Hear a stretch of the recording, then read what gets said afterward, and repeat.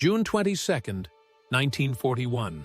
Operation Barbarossa, the largest military invasion in human history, exploded across the Soviet border.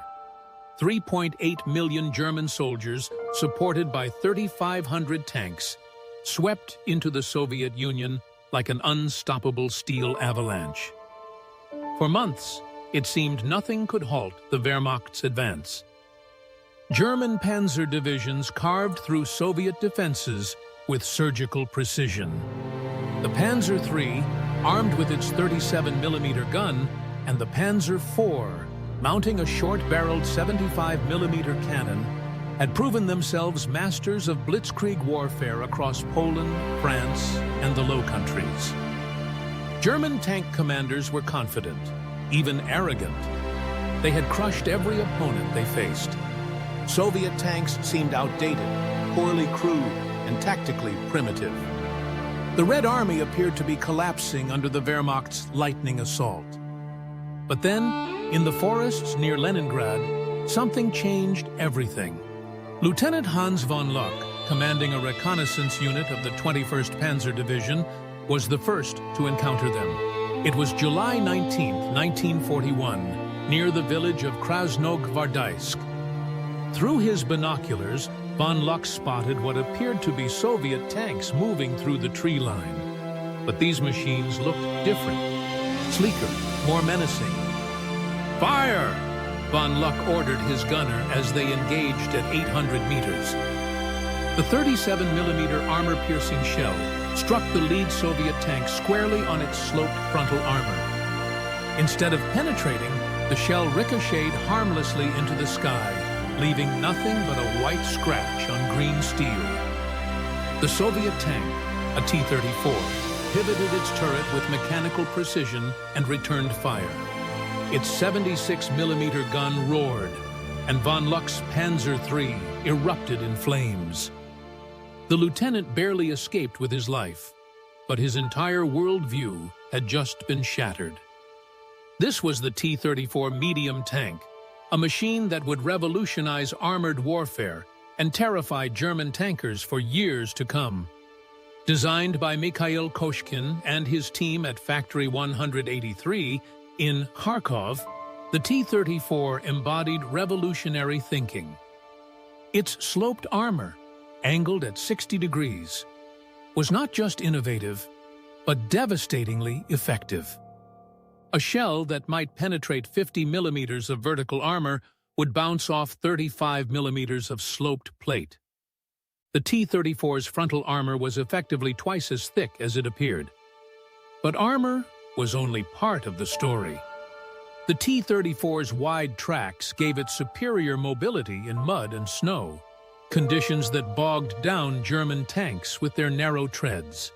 Its Christie suspension system allowed speeds of up to 55 kilometers per hour cross-country, far faster than any German tank could manage. Most terrifying of all was its gun. The 76mm F-34 cannon could penetrate the armor of any German tank at combat ranges. Panzer III and IV crews found themselves outgunned, out-armored, and outmaneuvered by a tank they had never seen before. The psychological impact was immediate and devastating.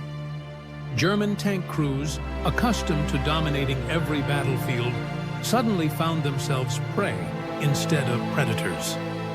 Panic reports flooded back to headquarters. "New enemy tank type immune to our anti-tank weapons," read one urgent dispatch from Army Group North. General Heinz Guderian, the architect of German panzer tactics, personally investigated these alarming reports. On October 4, 1941, near the city of Matsensk, Guderian's 4th Panzer Army encountered a concentrated T-34 attack. The results were catastrophic for the Germans. Brigade Commander Mikhail Katakov's 4th Tank Brigade, equipped with T-34s, ambushed Guderian's advance guard. In less than 30 minutes, they destroyed 18 German tanks while losing only 2 of their own.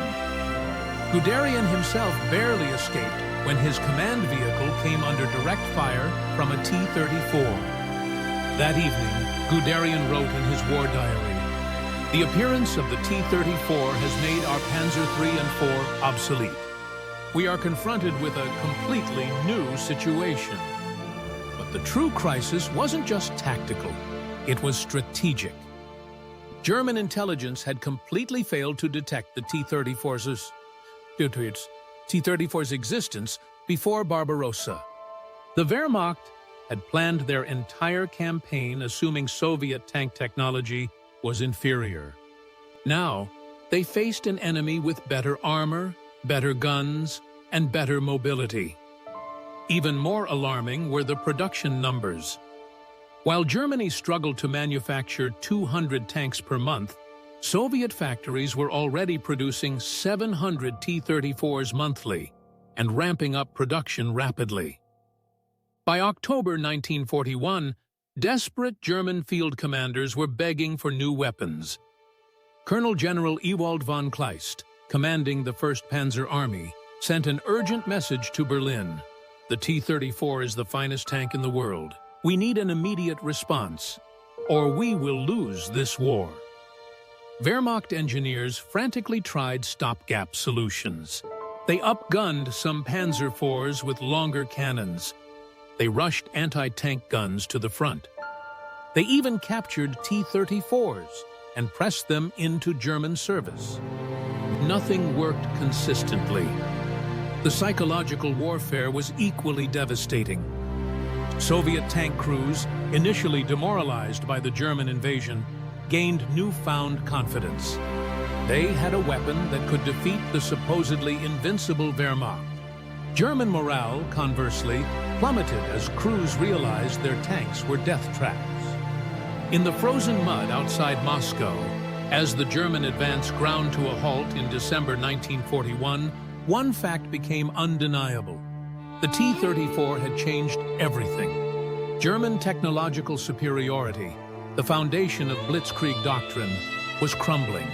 Something had to be done, something radical.